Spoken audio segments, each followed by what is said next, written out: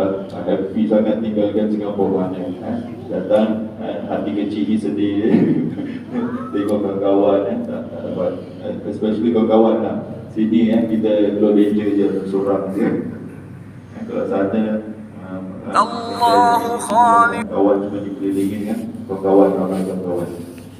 Jadi mesti ada sedih. Jadi mereka dia tak sedih pun tinggalkan dunia ni. Dia tak sedih, tak ada perasaan sedih pun dalam diri mereka ni. Masya Allah. Ya Allah. Allahu Khaliq. Itu jadi dua golongan, mereka yang berdusta terhadap Allah SWT dan mereka yang bertakwa. Kita mohon kepada Allah SWT masukkan kita semua dalam orang-orang kalangan orang yang bertakwa. Kemudian Allah jelaskan Allahu khaliqu kulli syai' wa huwa ala kulli syai'in qadir.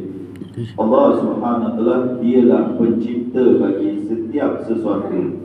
Jadi selain daripada Allah semua adalah ciptaan Allah yang mencipta dia. Setiap sesuatu ini Allah mencipta dia. Wa huwa ala kulli syai'in wakil.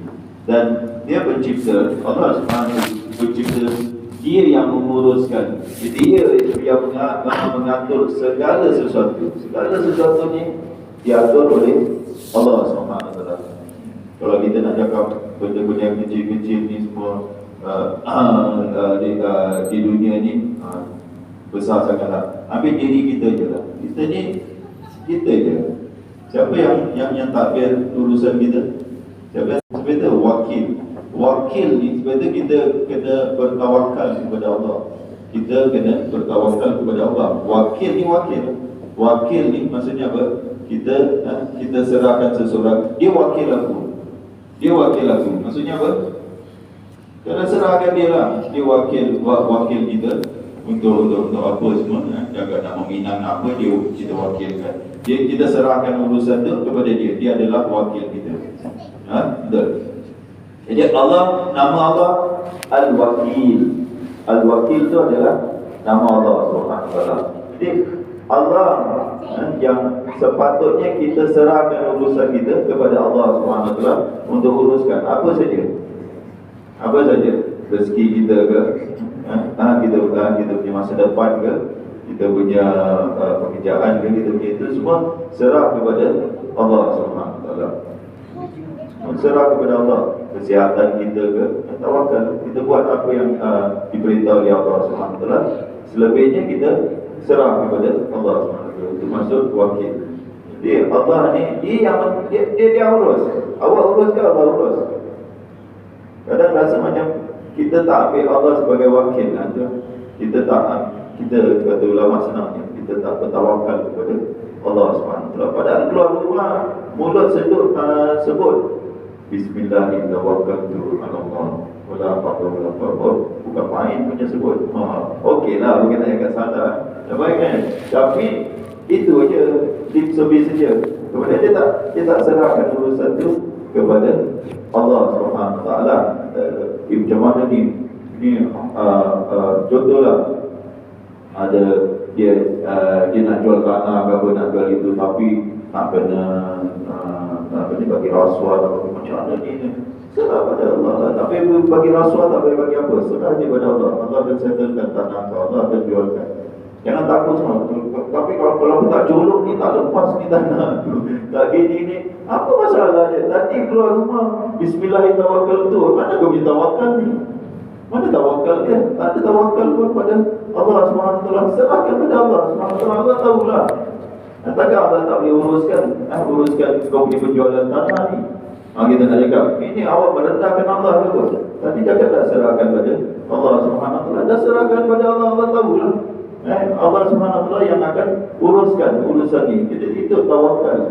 Tapi jarang kita buat macam ini. Kita jarang. Tapi kalau dengan orang betul dia tawakal betul, aku serahkan dia dah expert, dia orang yang ini, aku dah serahkan urusan ke. Tenang, dah serahkan pada dia. Tapi dengan Allah, tak. Jadi kata ulama, kita tak bertawakal sebenarnya kepada Allah SWT. Pasal apa? Tak faham nama Allah. Pasal apa tak faham nama Allah? Tak belajar nama Allah. Asmaul Husna tak belajar. Tapi itu tak faham. Kita belajar, baru faham. Tuan-tuan saya kisah saya pun tak faham makna wakil. Baru-baru ni aja bila dengar oh rupanya macam gini. Nak faham Asmaul Husna. Kalau dulu tanya pun cash snowball juga lah. Aku pun tak tahu juga. Tak faham juga. Sekarang ni belajar baru faham. Nak belajar juga alhamdulillah. Ada YouTube, ada internet, ada ini. Kita boleh belajar dengan ulama merata dunia. Nak dengan tak nak dia. Lahu maqalidus samawati wal ardh. Kata ulama tafsirkan ayat ini, dia yang mempunyai segala perbendaharaan langit dan bumi, yang ketakutnya pasal ulama.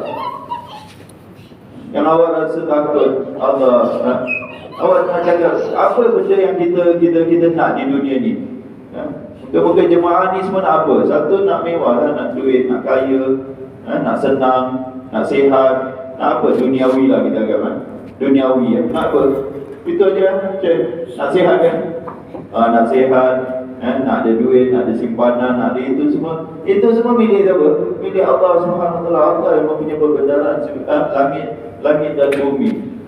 Kita bertawakal kepada salah orang pula. Kepada sepatutnya bertawakal kepada Allah SWT. Itu kan kaitan dia lah. Orang ulama kata, walladzina kafaru bi ayatillah, dan orang-orang yang kufur ingkar dengan ayat-ayat Allah, ulaika humul khasirun, mereka itulah orang yang paling rugi sekali. Kita cakap orang ni betul-betul rugi. Betul-betul rugi.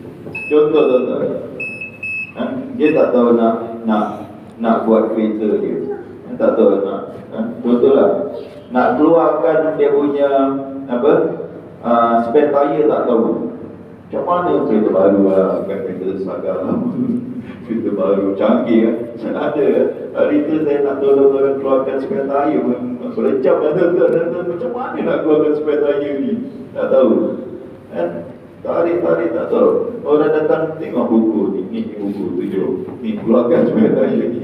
Kau tekan ni, button ni, tekan button ni, tekan button. Ya dah settle. Tak nak ikut buku pula. Tak nak ikut buku. Berjam lah, rugi ya, rugi masa, rugi apa, rugi tenaga, pusing sana, pusing sini. Ada buku, ikut aja lah. Ada buku, ada kitab, ikut aja. Itulah Allah SWT kata, kenapa masuk syurga nak siratal mustaqim. Allah bagi buku, ihdinas siratal mustaqim. Kita minta kepada Allah jalan yang lurus. Allah bagi buku kepada kita. Tak nak ingkar dengan buku.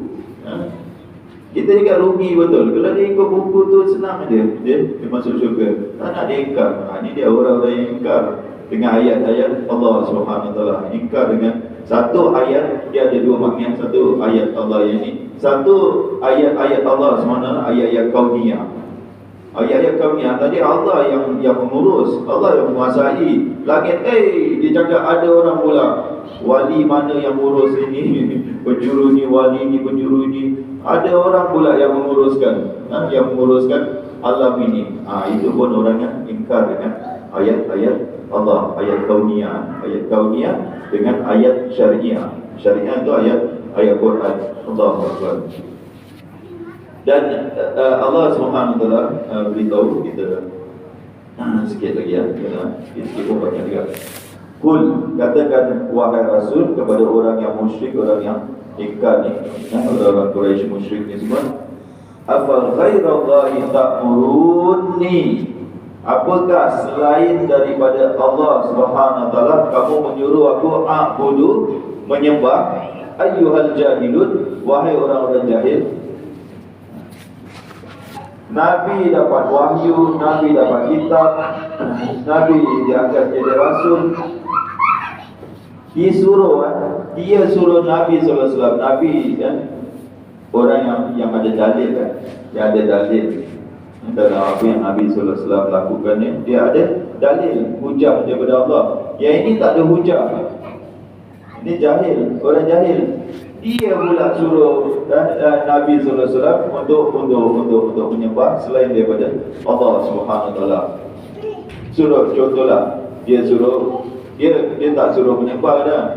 Dia suruh apa? ciumlah berhala kita, peganglah berhala kita, hormatlah berhala kita. Kalau dalam riwayat macam itulah, kalau kau buat macam itu, dia nak kita iktiraf berhala dia begitu. Dia nak Nabi iktiraf berhala dia, iktiraf aja. Kalau zaman sekarang orang cakap macam gitu, okeylah, dia kata orang kita suka dia bukan suruh kita sembah dan tunduk sikit dengan berhala kita dengan ini pun. Jadi bila disuruh kepada Nabi sallallahu alaihi wasallam lakukan ritual syirik ni, Nabi sallallahu alaihi wasallam diberitahu oleh Allah cakap apa kau nak suruh aku menyembah, memuja yang lain daripada Allah? Bukan itu dia. Wahai orang yang jahil, yang jahil tu bagi bahasa kita okey sikit. Wahai orang yang bodoh, begitulah. Wahai orang yang bodoh, ayyuhal jahilun, awak tak ada kitab, tak ada perumahan, tak ada apa, suruh pula orang yang ada kitab pula, orang yang dapat wahyu pula untuk menyembah selain daripada Allah SWT.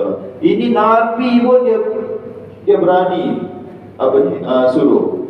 Kalau kita memang kata ulama, kalau Nabi disuruh, pengikut-pengikut Nabi dibiarkan tak? Pengikut Nabi semua umat Nabi pun akan disuruh untuk menyembah selain daripada Allah SWT. Umat Nabi akan disuruh untuk menyembah. Ada orang yang suruh siapa? Dia punya ketua-ketua dia lah. Ketua-ketua dia akan suruh dia menyembah kepada selain daripada Allah SWT. Sampai sekarang di mana kalau di setengah negara tu, awak tak ucap Merry Christmas pun awak boleh kena tangkap juga. Apa ni tak ucap Merry Christmas? Tengok apa punya masalah nak ucap, tak mau, tak nak ucap pun. Itu pun jadi satu macam isu. Ini Islam teroris, tak ucap Merry Christmas kepada orang lain. Jadi dia nak paksa umat Islam ni supaya beribadat kepada selain daripada Allah. Dia buat apa-apa semua dia akan paksa. Dia ada buat ojodi ke apa-apa, perayaan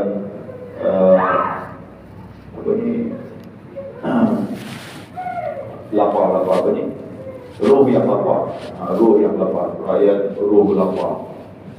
Jadi siapa yang kena turun ke stadium? Semua umat Islam. Sampai JAKIM punya ketua pun kena turun juga.